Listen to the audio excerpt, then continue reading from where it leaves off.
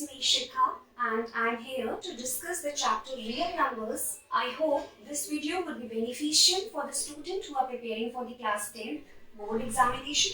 Okay, so first you will see that what do you mean by real numbers? Real numbers होते क्या हैं? ये combination होते हैं रेशनल नंबर्स और इरेशनल नंबर्स के. It is the combination of rational numbers and irrational numbers. Okay. Now everybody has studied that what are rational numbers and what are irrational numbers. आपने class 8 में पढ़ा होगा कि rational numbers क्या होते हैं और इरेशनल नंबर्स क्या होते हैं. फिर भी मैं एक क्विक इंट्रोडक्शन देती हूँ. ओके, कि रेशनल नंबर्स होते क्या है. सबने ये डेफिनेशन पढ़ी होगी कि rational numbers are the numbers which can be expressed in the form of p upon q where q is not equals to 0 and p and q are integers. ये आपने बुक की एक डेफिनेशन पढ़ी होगी कि रेशनल नंबर्स ये होते हैं. ठीक है, अगर मैं जैसे सिंपली बोलूं कि 3/5 जिसमें 3 जो है वो भी इंटीजर है, 5 जो है वो भी इंटीजर है और कंडीशन क्या दी है कि q is not equals to 0 which means that 5 is not equals to 0. Okay, तो ये रेशनल नंबर्स है कि ये होते क्या है. अब रेशनल नंबर्स में आप देख रहे हो कि इंटीजर्स भी आ रहे हैं. ठीक है, तो अगर मैं रेशनल नंबर को और भी डिवाइड करूं, पार्टीशन करूं, तो रेशनल नंबर्स को पार्टीशन करती हूं मैं नॉन इंटीजर्स में और इंटीजर्स में. अब सबको पता है कि नॉन इंटीजर्स क्या होते हैं. 3.74 -1.5 2.74 लाइक दिस. एंड इंटीजर्स क्या होते हैं. इंटीजर्स में आते हैं आपके negative numbers and positive numbers including 0. अगर इंक्लूडिंग 0 की बात आ जाती है तो हमें एक चीज याद आती है, होल नंबर्स. होल नंबर्स क्या होते हैं. 0 and all the positive numbers till infinity. Okay, so अगर हम रेशनल नंबर की बात करें तो non integers, integers, negative numbers, whole numbers. और होल नंबर्स क्या होते हैं. 0 से जो इनफाइनाइट तक जाते हैं. ठीक है, तो अब ये बात हो गई रेशनल नंबर की.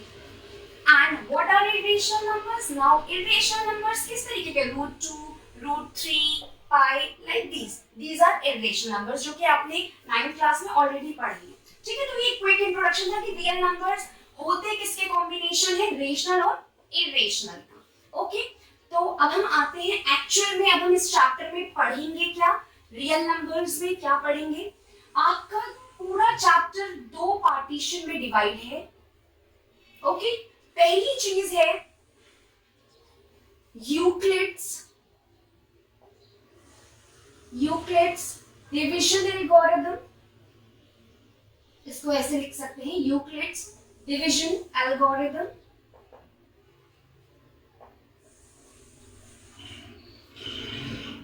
And the next one is fundamental theorem of arithmetic. Fundamental theorem of arithmetic. Okay. Now, what is Euclid division algorithm? अभी हम बात करेंगे Euclid division algorithm की. हम fundamental theorem of arithmetic को भी छोड़ते हैं, पहले हम बात करेंगे Euclid division algorithm की. तो जब भी हम कोई टॉपिक पढ़ते हैं तो हमें ये पता होना चाहिए पहले तो उस टॉपिक का मतलब क्या है, फिर उस टॉपिक के अंदर जो सब टॉपिक आता है और वो सब टॉपिक हमारा यूज कहाँ हो रहा है. ठीक है, तो यूक्लिड डिवीजन एल्गोरिथम से कहीं ना कहीं एक चीज टर्म क्लियर हो रहा होगा कि ये डिवीजन कुछ ऐसा. तो ये यूक्लिड डिवीजन एल्गोरिथम बेस्ड होता है डिविजिबिलिटी ऑफ इंटीजर्स पे. Divisibility of integers. क्लियर. अब यूक्लिड डिवीजन एल्गोरिथम का कुछ ना कुछ स्टेटमेंट होगा जो कि आपकी बुक में गिवन होगा और इसका यूज क्या होता है, ये हम क्यों पढ़ रहे हैं यूक्लिड डिवीजन एल्गोरिथम. इस चैप्टर में हम कहाँ यूज कर सकते हैं यूक्लिड डिवीजन एल्गोरिथम. तो इसका यूज होता है HCF कंप्यूट करने के लिए, HCF निकालने के लिए. तो कोई भी दो इंटीजर्स का HCF अगर हमें निकालना है तो हम यूज करते हैं यूक्लिड्स डिवीजन एल्गोरिथम. अब ये तो समझ में आ रहा है किसी का नाम होगा, डिवीजन से समझ में आ रहा है कि डिविजिबिलिटी ऑफ इंटीजर्स होगा। अब ये टर्म एल्गोरिथम का मतलब क्या होता है, ठीक है, तो इसको पढ़ेंगे। पहले की तीन चीजें आप अगर अपने नोट्स बनाना चाहते हैं तो आप इसको नोट कर सकते हैं कि यूक्लिड डिवीजन एल्गोरिथम किस लिए यूज होता है, किस पे बेस्ड है, डिविजिबिलिटी ऑफ इंटीजर्स पे। इसका कुछ पर्टिकुलर स्टेटमेंट होगा, अभी वो मैं स्टेटमेंट आपको बताऊंगी, और ये किस लिए यूज हो रहा है कि एचसीएफ निकालने के लिए यूज हो रहा है, ठीक है, तो ये चीज हम पढ़ेंगे। अब हम पहले स्टेटमेंट लिखेंगे जो आपकी बुक में गिवन है, उसके बाद मैं उसे नॉर्मल वे में बहुत ही इजी तरीके से समझाऊंगी और विद एन एग्जांपल, ठीक है, कैसे हम एचसीएफ निकालेंगे। ओके, तो अभी हम आते हैं कि यूक्लिड्स डिवीजन एल्गोरिथम का स्टेटमेंट क्या है। Okay, so we will go through the statement of Euclid's division algorithm. Okay, so algorithm का स्टेटमेंट लिखने से पहले हम बात करते हैं दो टर्म्स की, लेमा और एल्गोरिथम। ये दोनों टर्म्स आप अपनी बुक में पढ़ेंगे और आपके क्वेश्चन जब भी आएगा ना तो ये ऐसे करके आएगा, use Euclid's lemma to find the HCF of any two positive integers और apply division algorithm to find the HCF of two positive integers, ठीक है। अब लेमा और एल्गोरिथम का डिफरेंस क्या है, यूक्लिड्स डिवीजन एल्गोरिथम बोला जाए या यूक्लिड्स डिवीजन लेमा बोला जाए, क्या डिफरेंस है? डिफरेंस बहुत बेसिक सा है कि लेमा जो है वो ऑलरेडी एक प्रूवन स्टेटमेंट है। अभी मैं स्टेटमेंट यहाँ पे मेंशन करूंगी। जो लेमा है वो एक ऑलरेडी प्रूवन स्टेटमेंट है जो कि किसी और स्टेटमेंट को या और चीज को प्रूव करने के लिए यूज किया जाता है। मतलब कोई एक ऐसी प्रूवन स्टेटमेंट होगी जो ऑलरेडी हमारे पास है, ठीक है। और एल्गोरिथम क्या है? एल्गोरिथम एक सीरीज है वेल डिफाइंड स्टेप्स की। भाई ऑब्वियस ही बात है, अगर हम मैथ्स में कोई क्वेश्चन कर रहे हैं तो फर्स्ट स्टेप में तो हमारा क्वेश्चन कंप्लीट हो जाए तो बहुत अच्छी बात है, लेकिन अगर उसके लिए बहुत सारे स्टेप्स रिक्वायर्ड हो तो हम उस चीज को बोलते हैं एल्गोरिथम। तो series of well defined steps to solve any type of problem or series of well defined steps or any procedure for solving any problem। okay, तो एल्गोरिथम और लेमा का सिर्फ इतना ही डिफरेंस है। अभी मैं उसको और अच्छे से क्लियर करूंगी। अब हम स्टेटमेंट पे जाते हैं कि अगर हम बोले कि यूक्लिड्स डिवीजन लेमा का स्टेटमेंट क्या है, ठीक है, तो स्टेटमेंट कहता है कि फॉर एनी टू या for any positive integer, for any integer a and b, there exist, चाहे मैं there exist का साइन बना दूं ऐसे करके या फिर मैं ऐसे लिख दूं there exist a unique integer। इसको देख के डरिएगा मत, मैं इसी स्टेटमेंट का यूज बताऊंगी क्वेश्चन के साथ एक्सप्लेन करते हुए, ठीक है। For any integer a and b there exists a unique integer q and r such that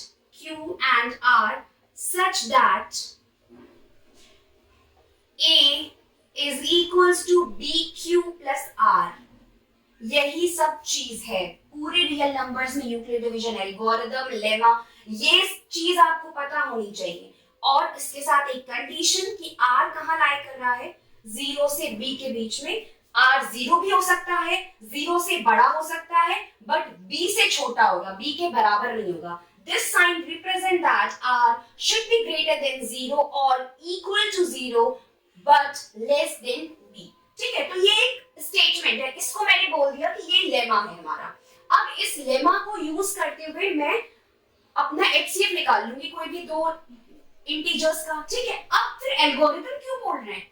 अब एल्गोरिथम हम इसलिए बोल रहे हैं कि ये लेमा का पहला, अगर हम कहें कि यूक्लिड डिवीजन एल्गोरिथम हमें किसी उसमें लगानी है तो पहले तो हम लेमा ही अप्लाई करेंगे, पहले हम लेमा अप्लाई करेंगे। अगर हम बोले यूक्लिड डिवीजन एल्गोरिथम क्या होती है तो उसका पहला स्टेप होगा अप्लाई यूक्लिड्स डिवीजन लेमा, ठीक है। और लेमा क्या है? a is equals to bq plus r, जहां पे r जो है वो 0 से बड़ा है, 0 के बराबर है लेकिन b से छोटा है। अब q r ये सब क्या है? कुछ नहीं है, a और b कोई इंटीजर थे, उनके साथ एक यूनिक इंटीजर एग्जिस्ट किया q और r, जिसकी ये कंडीशन है। अब इसको मैं भी बहुत बेसिक तरीके से समझाऊंगी। पहले मैं लेमा और एल्गोरिथम का चीज क्लियर कर दूं। तो लेमा आपको समझ में आ गया कि लेमा है, और जब भी हमें एल्गोरिथम अप्लाई करनी पड़ेगी तब भी हमें ये स्टेटमेंट अप्लाई करना पड़ेगा, ठीक है। ये एल्गोरिथम मतलब कि उसमें वेल डिफाइंड स्टेप्स होंगे, बहुत सारे स्टेप्स होंगे। तो पहला स्टेप तो ये हो गया कि हम लेमा अप्लाई कर रहे हैं, ठीक है। अब दूसरा स्टेप, जब तक पहला था स्टेटमेंट तब तक तो ये लेमा था, जैसे ही दूसरा स्टेप आ गया ये बन गया एल्गोरिथम। अब एल्गोरिथम क्या कहती है हमारी, एल्गोरिथम कहती है कि अगर ये कंडीशन हमें लगाई a is equal to B Q plus R, अगर हमारा r 0 हो गया, अगर मतलब r की वैल्यू यहाँ पे 0 हो गई, तो हमारा क्या हो जाएगा b, ये जो b टर्म आपको दिख रहा है, जो ये b हमें दिख रहा है, ये b जो है ये हमारा क्या हो जाएगा, HCF हो जाएगा ऑफ a एंड b, ठीक है। ये दो हमारे इंटीजर्स थे जिनका हमें HCF निकालना है, a और b का हमें HCF निकालना है। अगर हमारा r 0 हो जाता है तो हमारा ये हो जाएगी, ठीक। अभी कंफ्यूज मत होना, I know that it will take time to understand, मैं भी इसी क्वेश्चन से समझाऊंगी, ठीक है। अब अगर r 0 नहीं होता है, मान लो हमारा r 0 नहीं होता है, फिर क्या करेंगे। अब एल्गोरिथम लग रहा है तो इसका मतलब अगर r 0 नहीं होता फिर हम दोबारा से स्टेटमेंट अप्लाई, ये लेमा अप्लाई करेंगे। इसीलिए इसे एल्गोरिथम बोला जा रहा है, क्योंकि हमारा एक बार में हमें वैल्यू नहीं मिल रही, हमने लेमा अप्लाई किया, क्योंकि ये हम किसी HCF को निकाल, कोई भी क्वेश्चन सॉल्व करते हैं तो उसके लिए एक स्टैंडर्ड फॉर्मूला होता है, कुछ होता है, तभी तो हम क्वेश्चन सॉल्व कर पाते। तो इसीलिए HCF निकालने के लिए हम सबसे पहले लेमा का यूज करेंगे। लेमा यूज करने के बाद अगर r 0 हो जाता है तो b HCF हो गया, अगर नहीं होता है अगेन हम स्टेप्स करते जाएंगे, लेमा अप्लाई करते जाएंगे जब तक हमारा r 0 नहीं हो जाता है। अब इसे हम I hope that the difference between lemma and algorithm are clear to you. Lemma is this statement and algorithm is the number of steps which is required to solve the question. Okay? तो अब बहुत आसान terms में हम पहले करते हैं statement, आप लोग नोट कर लीजिए कि स्टेटमेंट होता क्या है, ठीक है। अब अगर बात करते हैं, हमने बहुत बचपन में एक चीज पढ़ी थी, dividend is equals to divisor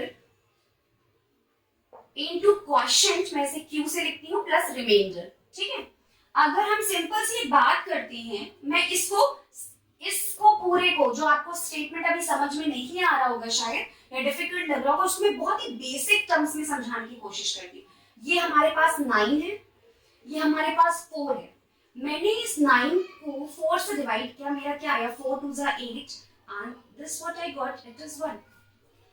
ये क्या है हमारा रिमाइंडर है, ये हमारा क्या है क्वोशिएंट है, ये हमारा क्या है डिवाइजर है, और ये हमारा क्या है डिविडेंड है। तो क्या बोला मैंने, dividend is equal to divisor into quotient plus remainder. Dividend क्या है हमारा 9, डिवाइजर क्या है हमारा 4, क्वोशिएंट क्या है हमारा 2 और रिमाइंडर क्या है 1। तो कहीं ना कहीं अगर मैं देखूं 4 2 8 प्लस 1 यू आर गेटिंग 9, तो ये कांसेप्ट कहीं ना कहीं a is equals to bq plus r के फॉर्म का समझ में आ रहा है। तो अगर मैं इसको रब करूं और देखो आप ये चीज, ये कहीं ना कहीं ऐसे नहीं लग रहा है, a is equals to bq plus r, r क्या है रिमाइंडर है, q ये a और b हमारे इंटीजर्स नहीं जिनका हमें HCF निकालना है, ठीक है। तो कहीं ना कहीं आई होप ये चीज इससे कंपेयर करके आपको समझ में आ गई होगी कि यूक्लिड डिवीजन, लेमा, एल्गोरिथम ये सब चीजें क्या है, ठीक है। जब r 0 आ जाएगा तो b हमारा HCF हो जाएगा, कोई भी दो इंटीजर्स के लिए अगर हम जिसका HCF निकालें। अब इस चीज में भी प्रॉब्लम आ रही है। अब हम आते हैं क्वेश्चन में, कैसे हम लेमा को अप्लाई करेंगे क्वेश्चन में, कि हमें अगर किसी भी दो इंटीजर्स का HCF कंप्यूट करना हो, ठीक है। So suppose if I take an example, compute the HCF of 8, 67 and 255. If I take in one question, suppose if I take a question that 867 और 255 का हमें HCF फाइंड करना है, तो हम कैसे करेंगे। तो think what you will do, you will apply A is equals to BQ plus R, चाहे ये ले लो चाहे ले लो एक ही बात है, ठीक है। हम लेमा अप्लाई करेंगे, तो हमने सपोज इसको मान लिया A, इसको माना B, ओके। तो 867 इज इक्वल्स टू B मतलब 255। अब Q क्या होगा, R क्या होगा आपको पता ही है, आप निकालोगे, कैसे निकालोगे? What you will do, you will divide 867 by 255। तो मैं इसको कहीं ना कहीं रब कर दूं क्योंकि स्टेटमेंट से यहाँ पे भी लिखा है, ठीक है। 867 को मैं अगर 255 से डिवाइड करती हूँ तो 1 जाए, 255 1 जा 255 तो वो हो नहीं सकता, 2 से करके देखते हैं। 255 into 2, 2 5s are 10, 2 5s are 10, carry 1, 2 5s are 10, 2 5s are 10, plus 1, 11, 2 2s are 4, 1, 5, 510, वो भी कम पड़ रहा है तो हम 3 से करके देखते हैं। 255 into 3, 3 5s are 15, 3 5s are 15, 116, 3 2s are 6, 1 7, 765. So it will be by 3, it will be 765. So what you will get, 7 minus 5, which is 2, 6, 0, 102. So what you are doing, this is, again this is what it is. It is remainder, it is quotient, it is divisor, it is dividend. Okay, now what we will do, we will apply this thing. A is equals to BQ. Q, where is quotient? It is 3. Remainder 102.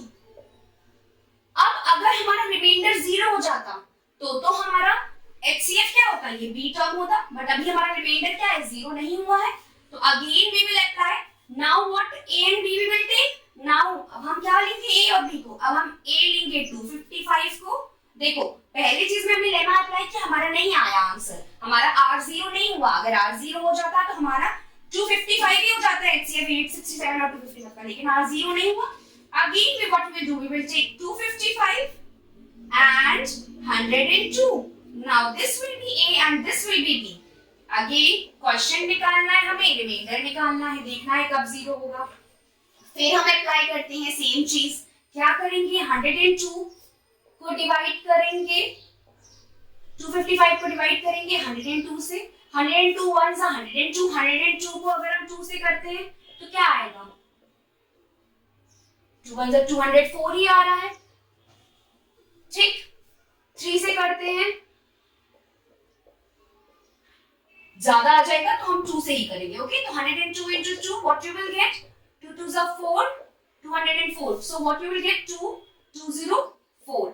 Now 5, it will be 51. Now again what is remainder, ये remainder है, ये quotient है, ये divisor है, ये dividend है। Again dividend क्या होता है हमेशा A, divisor क्या होता है हमेशा B, क्वेश्चन क्या है 2, रिमाइंडर क्या है 51। अगेन क्वेश्चन की प्लेस में क्वेश्चन रखूं, ये हम यही कंडीशन लगा रहे हैं ना, A is equals to B Q plus R, question की जगह क्वेश्चन रखेंगे तो क्वेश्चन क्या है 2, रिमाइंडर क्या है 51। अभी फिर हमें R0 नहीं मिला, हमारा स्टेप तब तक चलता रहेगा जब तक हमें R0 नहीं मिलेगा। अब हम क्या किसको मानेंगे, 102 को A मानेंगे और 51 को क्या मानेंगे, B मानेंगे, ठीक है। Again we will apply the same thing. What we will do, 51, 102 will be divided by 51, 51 1s are 51, 51 2s are 2 1s are 2, 2 5s are 10. Remainder is 0. Now this is remainder, this is divisor, this is dividend, this is quotient. तो क्या मिला हमें 102, question क्या मिला हमें 2 और reminder क्या मिला हमें 0। यही तो हमें चाहिए था, हमें कब चाहिए था, R0 होगा तो क्या HCF होगा, B will be HCF। अब देखो इसमें B क्या है, अगर मैं इसे कंपेयर करूं स्टैंडर्ड लेमा के स्टेटमेंट से, A is equals to B Q plus R, तो कहीं ना कहीं B जो है वो HCF होगा, मतलब 51 will be the HCF। इसको मैं मिटाती हूँ एक बार, इसको रब करती हूँ, तो B HCF होगा। B HCF कब होगा, जब हमारा R जो होगा 0 हो जाएगा, तो हमारा स्टेप कंप्लीट हो गया।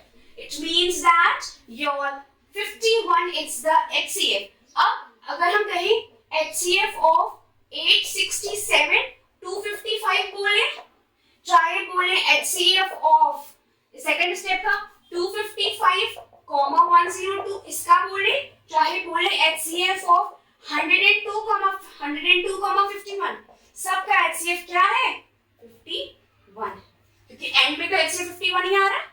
तो कुछ नहीं करना है हमें, dividend is equals to divisor into quotient plus remainder का जो बेसिक हम पहले स्कूल में पढ़ते थे, क्लासेस में पढ़ते थे, वही उसी को हमारा एक स्टैंडर्ड नेम दे दिया है, एक लेमा दे दिया है, यूक्लिड्स डिवीजन लेमा, जो कि सिंपली है A is equals to B Q plus R के फॉर्म में। आर रिमाइंडर है, क्यू क्वोशिएंट है, बी हमारा ये है, ए हमें पता है डिविडेंड है, बी हमारा डिवाइजर है।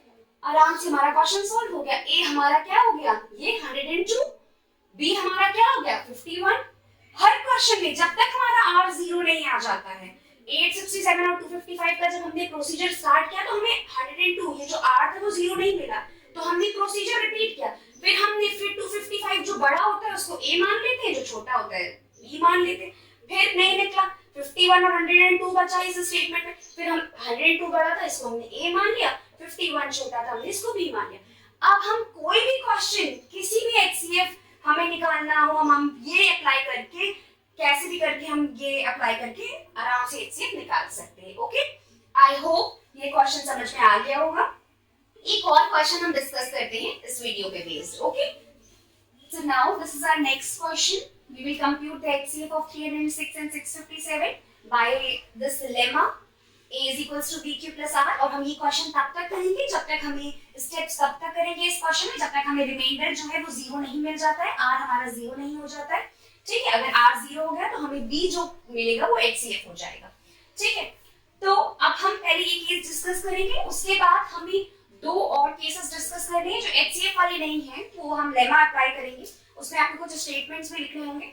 उसके बाद हम आएंगे फंडामेंटल थ्योरम ऑफ अरिथमेटिक पे, जो कि मल्टीप्लिकेशन पे बेस्ड है। अभी हमने बताया था रियल नंबर्स दो पार्ट में डिवाइड है, एक डिविजिबिलिटी ऑफ इंटीजर्स, एक मल्टीप्लिकेशन का केस डिस्कस करेंगे, टॉपिक डिस्कस करेंगे। उसके बाद हम आएंगे इर्रेशनल प्रूविंग के लिए। तो दो तीन चीजें हैं जो रिमेनिंग है। तो पहला तो आई थिंक ये टॉपिक था जो हमारा आई थिंक अब क्लियर हो जाएगा और ज्यादा जब हम इस क्वेश्चन को अप्लाई करेंगे, इस क्वेश्चन पे अप्लाई करेंगे लेमा को, चाहे लेमा करें चाहे ये बोले कि dividend is equals to divisor into quotient plus remainder. ठीक है, जो भी आपको बेसिक समझ में आता है। ठीक है, अब हमें जो बड़ी वैल्यू है उसको ए मान लेंगे और बी मान लेंगे छोटी वैल्यू को, और इससे कंपेयर कर देंगे। 657 is equals to 306, dividend is equals to divisor into quotient हमें चाहिए और रिमाइंडर चाहिए। तो हम क्या करेंगे, डिवाइड करेंगे। 657 को करते हैं 306 से डिवाइड, देखते हैं रिमाइंडर 0 आता है कि नहीं। 1 से क्या नेगेटिव 2, तो 306 into 2, 2 6 12, यहाँ पे करके देख लेंगे आप लोग रफ में। 2 6 12, 200 कैरी 1, 3 2 6, 612। ओके, अब 7 में से 2 गया, it is 5 and 5 minus 1 it is 4। Again your remainder is 45 and your quotient is 2। तो क्वोशिएंट की जगह पे क्वोशिएंट रख देंगे, यहाँ पे Q है ना क्वोशिएंट की जगह पे 2 और R रिमाइंडर which is 45। हमें R 0 नहीं मिला, इट मींस कि अभी हमारा HCF हमें नहीं मिला है, मतलब हमें आगे और सॉल्व करना है। ओके, तो अब अगेन हम देखेंगे, क्वेश्चन को हटा देते हैं, इसमें और इसमें देखेंगे छोटा क्या है और बड़ा क्या है। 306 is bigger, so you will keep here as A and 45 as B। Now again apply the same thing, you want quotient and remainder, so क्या करेंगे हम 45 को डिवाइड करेंगे 306 से। तो अगर हम देखें 5 से करके तो 45 into 5, 5 5 are 25, 5 4 are 20, 21 22, 225 आ रहा है। उसके बाद अगर हम 6 से करके देखते हैं 45 into 6, 6 5 are 30, 6 4 are 24, 25 26 27, 270 you are getting। Okay, सो 6 से किया तो हमारा क्या आया 270। ठीक है, 6 आया, 10 में से 7 गया 3 and this will be 0। Again you are not getting your remainder 30, you are not getting 0, remainder हमें 36 मिला और क्वोशिएंट हमें मिला 6। तो हम क्वोशिएंट की जगह क्वोशिएंट रखेंगे, क्वोशिएंट की जगह हमने 6 रखा और रिमाइंडर की जगह रखा 36। Again we will apply the same lemma, again we will apply the lemma, again we will do the same procedure। अब 45 और 36 में क्या बड़ा है, 45 बड़ा है, 45 इधर आए, क्वोशिएंट को नहीं छूना है, 36 हमारा छोटा है, 36 will be like this। Again quotient plus remainder, क्या करेंगे हम 45 को डिवाइड करेंगे 36 से, 1 से करेंगे 36 आएगा, 2 से करेंगे 72 which will be greater, 36 1 36, तो 45 में 36 गया कितना आया हमारा, 45 में अगर हम 36 करते हैं तो कितना आएगा 9, 5 15 minus 6 it is 9, ओके। तो हमें फिर भी रिमाइंडर हमें 0 नहीं मिला, ये हमारा क्वेश्चन 1 है और रिमाइंडर हमारा क्या है 9 है। फिर हम अप्लाई करेंगे 9 है। अब हम दोबारा देखते हैं कि क्या आएगा। अब हम देखते हैं 36 और 9 में बड़ा क्या है 36 है और 9 हमारा छोटा है तो वो b आ गया। अब क्वेश्चन चाहिए और रिमाइंडर चाहिए। अगेन 36 को 9 से करेंगे तो 9 3s are 27, 9 4s are 36, तो 0 मिल गया हमें रिमाइंडर, रिमाइंडर हमारा 0 आ गया और ये क्वेश्चन हमारा आ गया 4, क्वेश्चन 4 आ गया और रिमाइंडर क्या आ गया 0। अब हमने बोला था अगर हम इसको सिचुएशन को कंपेयर करें, if r is equals to 0 then b is the HCF of a and b, तो a और b का HCF क्या हो गया b। अब b देखो है क्या, ये स्टैंडर्ड फॉर्म को कंपेयर करो, a is equals to b cube plus r, तो b क्या है 9 है, तो 9 किसका HCF है 306 और 657 का, चाहे ये बोले 9 HCF है 657 306 का, चाहे बोले 306 45 का, चाहे बोले 45 36 का, चाहे 9 और 36 का HCF। हम ऐसे भी लिख सकते हैं इसको डायरेक्ट, ये भी लिख सकते हैं 306 657 का HCF है हमारा 9, चाहे लिखें HCF ऑफ किसी भी स्टेप का लिखो 306 एंड 45, चाहे लिखो 45 और 36, सॉरी 657 एंड 306 ऐसे करके भी लिख सकते हैं, ठीक है।